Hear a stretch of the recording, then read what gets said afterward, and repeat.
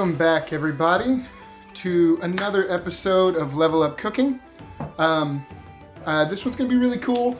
I've got kind of like a rendition of a meatloaf out of the Elder Scrolls cookbook that I'm going to be doing. But before I get into all that, I did want to, tell y'all some really cool things that have happened since I started doing this. Just along with all the support that all of y'all have given me, which has been so great.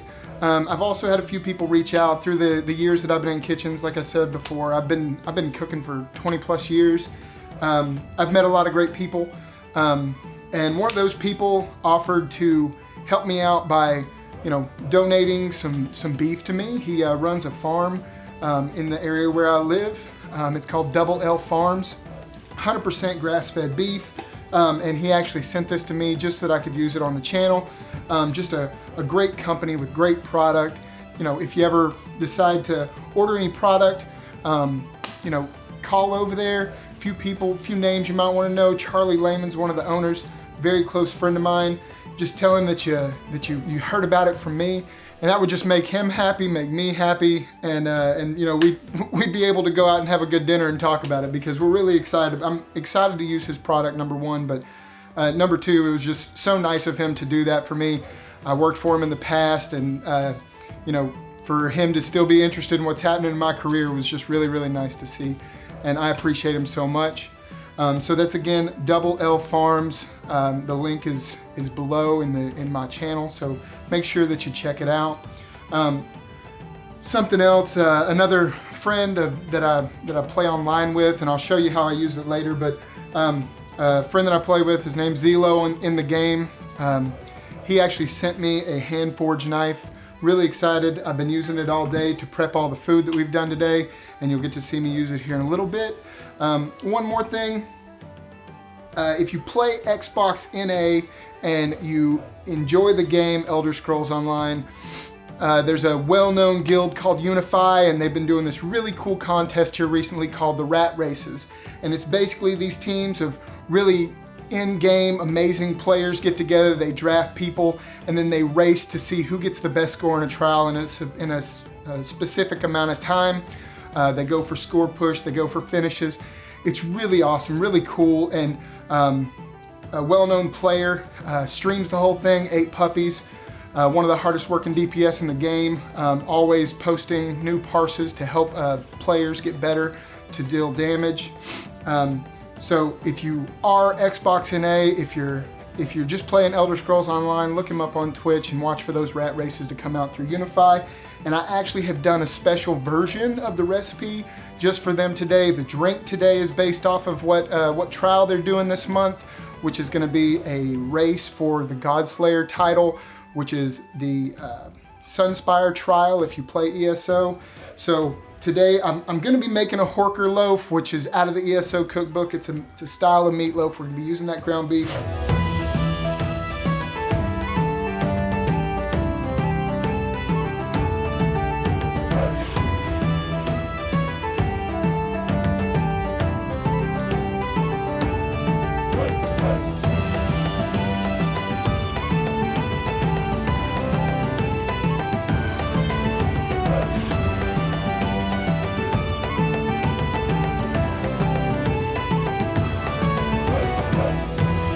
This is kind of a spoof on that, just to have a little bit of fun. I have this cake pan, and to be honest with you, I'm really hoping that it comes out really well. I've done it once or twice with this pan before. Sometimes it likes to stick right here where the head's at, but it's actually a dragon. So I'm gonna put this version of the meatloaf in here. Instead of the beef, I use turkey, and we're kind of making it like buffalo style. So there is some ghost pepper cheddar. There is some pepper jack cheese, some jalapeno. I replaced some of the ingredients that I'll talk about in the Horker Loaf. And then just that turkey that's in there is gonna be our meat. So I'm gonna pop this in the oven. While we're doing the episode, we're talking about the Horker Loaf. This is gonna cook.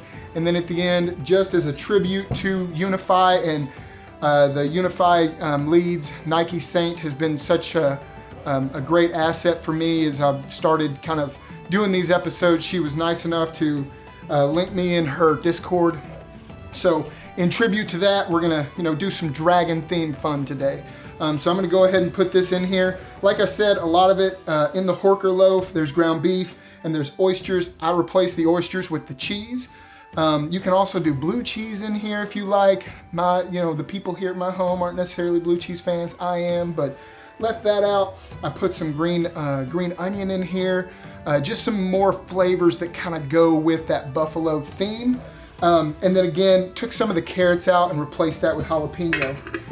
So I'm gonna get this into our pan. I went ahead and mixed all this up ahead of time, just so it had time to cook. It's a bit bigger than the Horker Loaf is gonna be. I'm gonna get it down in here, get it into all of the little nooks and crannies. I have greased just the crap out of this pan, hoping that it'll slide right out. And that's the hope. If it doesn't work out, I'm not gonna be too upset because I've already made like a little meatball. A lot of time, whenever you're making a meatloaf, just to taste your flavors and your spices, you take one, make a meatball, and just kind of cook it in a pan, just so you can taste the flavor. So again, this is gonna be based off the Horker Loaf recipe, so you can follow it pretty close with just a few different changes to make sure that you have the right ratios in there towards the missing fat content. So the cheese is gonna kind of make up for the missing fat of the beef because turkey's so lean. The jalapeno is gonna replace some of the carrot just to give it that heat that we're looking for, because I mean, it's a dragon, right? It's supposed to be fiery.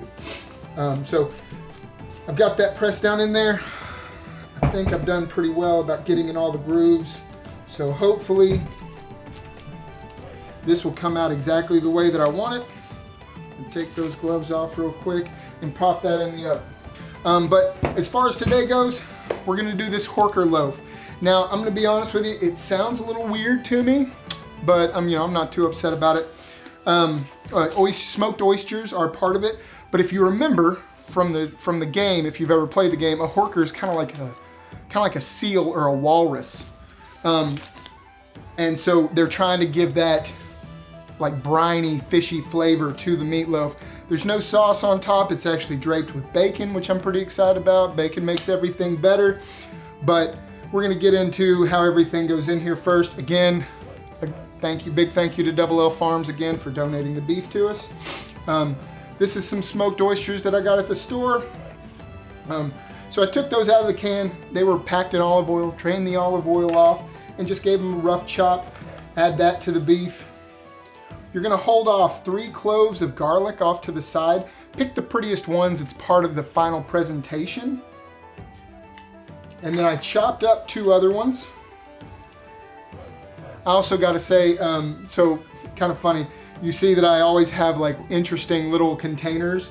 So I found that trying to do multiple episodes a day, because I talk a lot about Jacob, my cameraman, and the guy who does all the editing for me. He's so wonderful.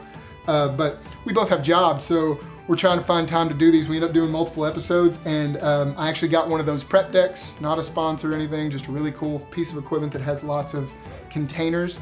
So you'll see these containers, and then whenever we, like later on, when we're doing the other episodes, you'll see the jars and the bowls and all the kind of stuff that I've used before. But it was really helpful today to have that piece of equipment. What I'm putting in now after the garlic, that's some of the Stormcloak seasoning. This is a really cool seasoning, got some dill in there, some fennel, really flavorful, and it's part of some of the things, the basics that they tell you about in the book to have. Then we got some panko breadcrumbs. I also added salt and pepper with that Stormcloak seasoning. Some panko breadcrumbs, some diced carrot. We have a little bit of heavy cream. This is gonna work as a fat provider and a binder, as well as 1 fresh egg. Now let's just go on the side of the bowl here. And to be very careful when you're cracking eggs. Sometimes it suggests crack it off to the side if you're not too good at it. Make sure there's no shell in there. And I'm gonna take this and just mix it up just like you would any other standard meatloaf. And that meat from Double L Farms is just beautiful. Make sure that you get everything mixed in there. You want to make sure that all that brininess from the smoked oysters is mixed in really, really well so that you're not getting a full bite of that. It'll be pretty intense. We have all that nice and mixed in. And then what I'm gonna do is I'm gonna use this bowl here as kind of a mold for our Horker Loaf.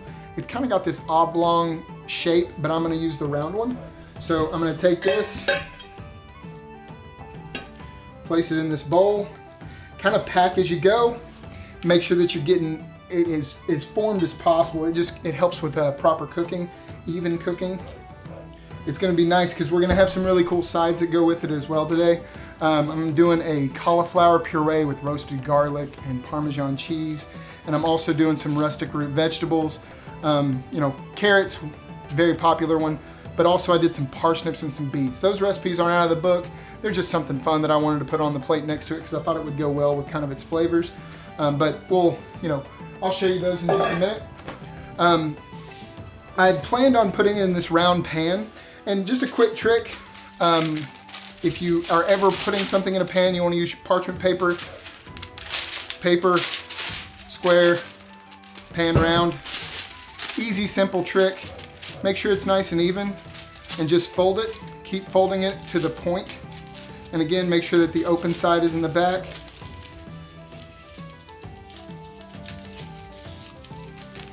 I'll get one more fold in there. Nice and straight. And then just take you a pair of scissors. And what I do is I try to find the center point of the pan, make a cut, trim that off, and that round will now fit a little better in your pan. You won't have the stuff peeking out the side. Okay? So we're gonna pop this in this pan here.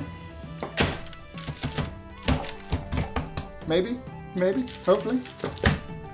May have to get a spatula, one second. Gotta go to my Khaleesi spatula. Can't go wrong with it. There we go. See, it's got that nice round shape. That'll make sure that it cooks uniformly and it'll cook properly and it'll have all that. You don't have to worry about certain parts getting done before other parts. And basically what you're gonna do here is now that you have it molded and you have it all put in there ready to go into the oven, and you're gonna take those 3 garlic cloves that I told you about. This is kind of where it gives that Horker look. And I think what we're gonna do is we're gonna post a picture of what a Horker is for those of you that don't know what it is. But we're gonna put those garlic cloves kind of in the top, and that's gonna be the teeth of the Horker, right? And then kind of as the skin, also a nice flavor and a nice fat component. I'm gonna drape this bacon all around it. And definitely use some thick cut bacon on this, guys. That thin stuff, it'll cook quick, which is really nice, but it will also, it has the potential to burn. This is gonna be cooked at about 475, so you wanna make sure that you're giving enough, giving enough density there, enough meat to where it doesn't have the potential of burning. And it calls for 5 strips of bacon. We got 2 on each side. The last one actually goes right on top of your garlic, and that's to protect the garlic from burning. You want it to have that nice look to it.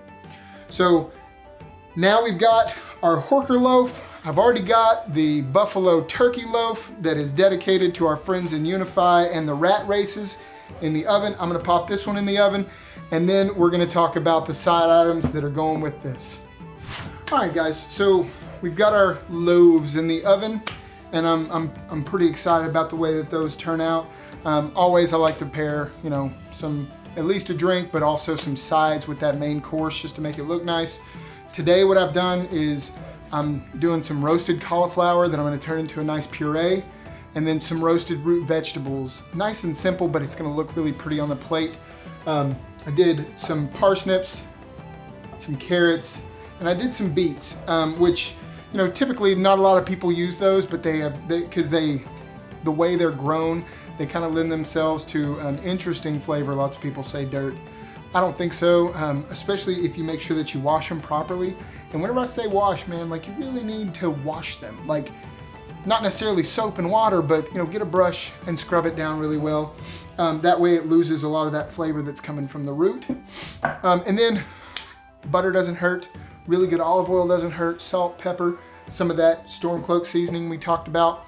I'm gonna be honest with you, I'm gonna show you how to do the carrot, I'm gonna show you how to do the parsnip, but I can show you on my hand if you want to from where I was prepping earlier. It turns me bright red when you do the beet, so I'm not gonna necessarily put the beet out, but all you're gonna do with your parsnips and your carrots, just like a carrot, you're gonna peel everything away. You'll find that the outer layer, the outer skin of a parsnip is definitely a little tougher than a carrot, and it's a little thicker as well. So make sure that you're getting all of it off. You're gonna get all the skin off of it. Definitely wash your vegetables as well. That's just good practice to have. Take the skin off of your carrot, off your vegetable. I'm gonna reach over here, grab that knife that I told you about. Again, good friend, great guy. He just does it as a hobby, and he was nice enough to make one, for me after, knowing what I did for a living. So I appreciate you, Zelo, man. Thank you so much. But you're just gonna come down. What I did was, kind of like a bias cut, which kind of gives the carrot and a cool shape, to cook with, and it's gonna look better on the plate. We're all about the presentation, That's what all chefs are about, making the food look pretty. So down the side here, and you want to kind of keep all the vegetables the same shape or at least the same size. So as you can see, the butt of the parsnip is a lot bigger than the one of the carrot. So as you're getting closer, just make your cuts a little thinner. That way they cook at the same rate as all the carrots and the smaller pieces of your parsnip. It'll just make for everything being a little bit more flavorful and taste the same way. You'll get that al dente crunch you're looking for. And then as far as the cauliflower goes, all I did was, purees are just this great thing because they're so simple, right? Realistically, as long as you have like a hand mixer or a blender, anything like that, or realistically, you just cook them long enough to where they can be mashed, you can have a great puree. Not that everybody gets tired of mashed potatoes. I could eat mashed potatoes all the time, but it's a nice different, veg to put on the plate. Especially since, even though they're root vegetables, you can get a little starchy with some of those ones that we're using. So you're gonna get rid of your core and that, real tough root in the back. Set that off to the side here. And then I start with my hands and I just start breaking them into uniform pieces. They don't necessarily have to be bite-sized pieces because we're gonna puree, but you can just kind of break them off. Make sure they're all about the same size. Just kind of pop them off in little florets. And then once you get down to that thicker root, it will cook, but it just won't cook with everything else because it gets a little woody. So I always just take my knife, take that off, set it off to the side, and then finish up. So this will get tossed in olive oil, salt, pepper, just a nice good seasoning, go in the oven. Same way here, we would add the beets to this, and then what you'll end up with is a very beautiful product to kind of go with our Horker Loaf today. Just real quick, I'm gonna use a pot, not necessarily gonna cut over there. I'm gonna bring everything up here, but I'm gonna use a pot just to kind of get my cream, which is for our puree. I'm gonna get it warm. The butter. And this is some fresh grated Parmesan cheese, okay? There is a lot of discussion, a lot of debate, fresh grated versus, like the bag stuff. It just melts better. That's the big thing. A lot of those cheeses that you find in bags are coated in cornstarch. Cornstarch is a great thickener, but it's not necessarily what you want as far as the, your final product when it comes to something creamy and pureed. So just think about that whenever you're thinking about your final product. Do I want to use a pre-grated, pre-shredded, or do I want to shred it myself? The other thing is that, whenever you shred it yourself, you get a better quality cheese. This is like a 5-year age Parmesan, really, really good, nice salt level, really nutty. So that's gonna warm up on the stove. I'm gonna use my new favorite kitchen towel, which is what my knife came wrapped up in from Zelo. I don't necessarily know if that's what it's for, but it's what it's for now. Bring over our delicious looking roasted cauliflower. I put little garlic cloves in there as well to roast with it. Again, we're gonna puree it, so it's fine that, that we don't break it down to the smallest point, right? you don't have to chop that up because it won't cook well with the cauliflower that's in there. And then I'm gonna bring over this, just from that little bit of heat on the stove, it's already started to melt. This also is gonna give us a better vessel to puree in than this pan. You know, the more cylindrical it is, the easier it is to puree for a stick blender.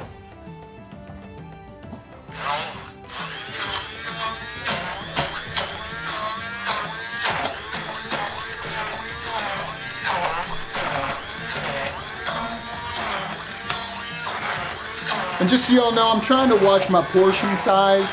You know, I always make way too much food all the time, and then I end up having to invite a bunch of people over to eat it. So if, you know, normally if you're making this for a bigger family, you can definitely make more than this, and it'll make it easier to blend with your stick blender. Otherwise, like I said, get it cooked to a certain point where you can mash it, cut it down to where it's easy to chop up, or get yourself a blender. Blenders work just as well. I'm gonna leave mine about right there, just so that I still get some of those nice chunks in there.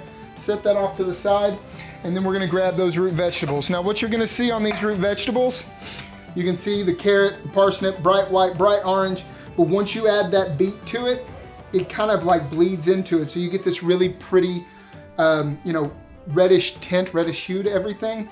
I like the way that it looks. You can fix that. If you don't want that red, you want that bright orange, you want that bright white and that bright red, just cook it in a separate pan and then mix it together afterwards.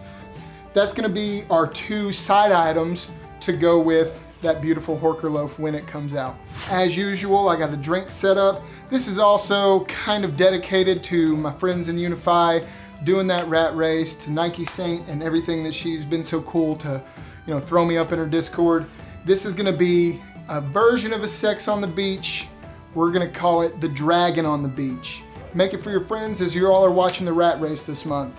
I think it's gonna be on the 27th when they do the Godslayer EOF. EOF is for Extinguisher of Flames. That's the hard mode. And then Godslayer is the trifecta. If you play the game, you know what I'm talking about. If not, jump on there and learn what it's about. It's a super fun game. So it's fairly easy. We got a little bit of peach schnapps, about an ounce of peach schnapps, 2 ounces of vodka, 2 ounces of your favorite grapefruit juice. I know they have some darker. This is just Ocean Spray Ruby Red. And this drink's kind of cool because you don't have to get the shaker out and go all crazy. It's just kind of pouring everything in line right over top. You get that nice pretty color. That was another 2 ounces of cranberry.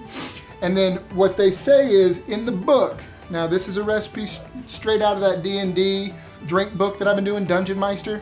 One of them says honey syrup, right? So I made the honey syrup a couple weeks ago and it's great, it's wonderful. This particular recipe said hot honey syrup.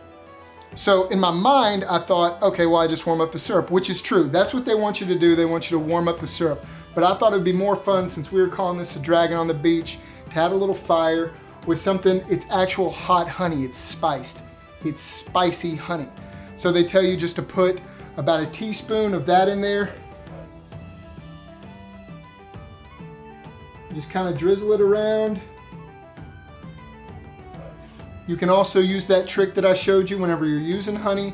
Make sure that you've got some olive oil nearby. You can put it in the teaspoon to measure it out if you feel more comfortable that way, and drizzle it in there. And then just something fun for me, I always like to put some kind of a garnish on there. And while I was at the store, the mangoes were just really, really pretty.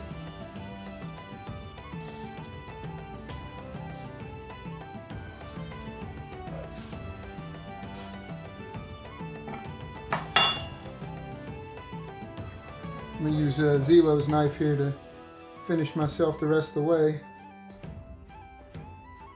because it's a little smaller. You take those pieces, just kind of drop them in there. Nice fresh fruit hit right at the end of the drink. That's not part of the recipe in there, but just something fun for me. All right, so this is gonna be delicious, I know. We're gonna get the Horker Loaf out. We're gonna get our buffalo turkey loaf, the Dragon loaf out. And you know, we're also gonna have a nice piece of bread with it as well. You know, I like to go out and get something fresh baked or bake it myself, like the sweet roll recipe, and we'll taste all this together. All right, guys, so while we're waiting on the Horker Loaf to finish, I wanted to go ahead and grab out our dragon loaf, the one that's got the turkey, the jalapenos, the ghost pepper cheese, the pepper jack cheese. I'm not big into hot things. I'm not one of those guys on the internet, you know, trying to do the no reaction heat videos, but you know, I've had a hot wing or two in my day. Not necessarily the way I used to be, where I can eat anything, but I'm definitely gonna give it a try. But what we're gonna do is to finish it, just to kind of, once we see that it comes out and hopefully looks the way that I want it to look, no promises, but we're gonna give it a go. I've never done a meatloaf in here with turkey before, so we'll see how it goes. But put some buffalo sauce on top and pop it back in the oven for just a minute to kind of get that sauce a minute to heat up. So I've got some parchment paper on here. We're gonna set that on top. This is just a safe way to do this. Well, as long as I can do it properly. Get up underneath of it and then just turn it over. I've already drained some of that liquid off of it so that I don't have to worry about burning myself too bad. But now let's see how it turned out. Get it straightened out here. This thing is still really hot, so I'm gonna use my towel. And there you have it, guys. I can tell you that it came out pretty close to what I was expecting. There's 3 eggs here. That's kind of what the dragon's holding on to. You got your tail, the wing, and then the head is right there. Not perfect, but I'm pretty happy with it. I'm pretty satisfied with getting that to come out that way.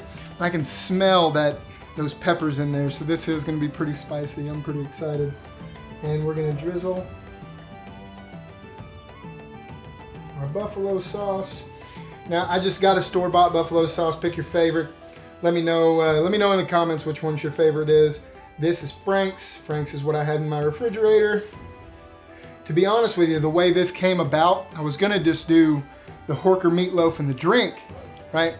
Well, I got a friend, another guy who I play the game with. He gave me a hard time because he said there's got to be some way that you can incorporate dragon meat or some kind of affiliation. So I thought, dragon. I don't really see too many chicken meatloafs, so I decided to do a turkey meatloaf and spice it up. So Raged, here you go, bud.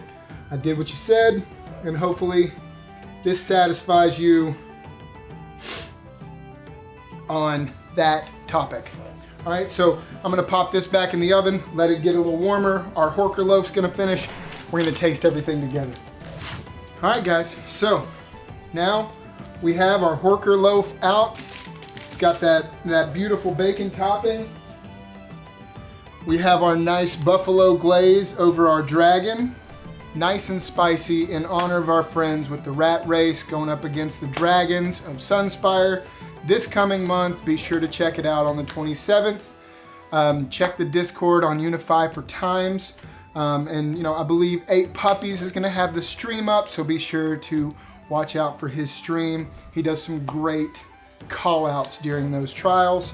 We have that delicious roasted cauliflower puree, our roasted root vegetables, and then our great drink. And now we're gonna see if that garlic did well with those Horker teeth. You take that bacon off, and then you've got those beautiful garlic cloves nice and roasted in the center. I'm gonna grab us a piece, put it over here on our plate. All right, and now we're gonna cut into this one real quick, and then we'll taste our drink and our veg. So I'm gonna just cut the egg right off the front here. Again, this has got all the fire in it. Jalapenos, buffalo sauce glaze, the pepper jack cheese, and the ghost pepper cheese. Lay that right there. Cut myself off a piece. I got jalapenos in there and everything. I'm gonna need that cauliflower puree to cool it down.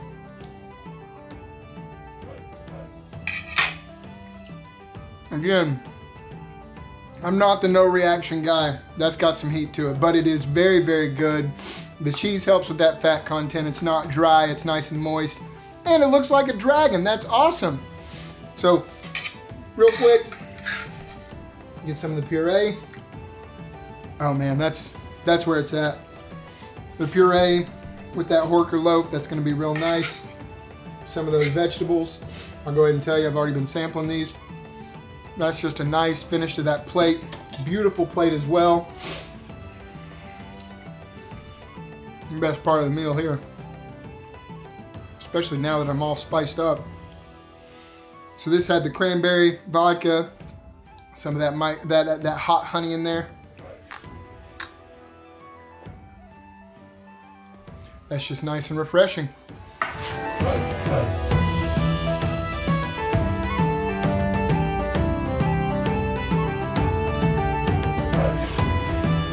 Hope you've enjoyed this one, guys. Thank you, Double L Farms and Charlie, for donating the beef. Thank you to Nike, Saint, and Unify.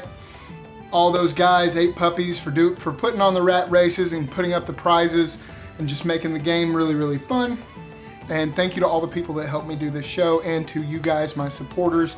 Be sure to like, share, spread the word, follow, all those things so that I can continue to do these episodes for you to enjoy. Thank you, guys. Don't forget, it's going to be your opportunity to make these meals for your friends so that you can level up.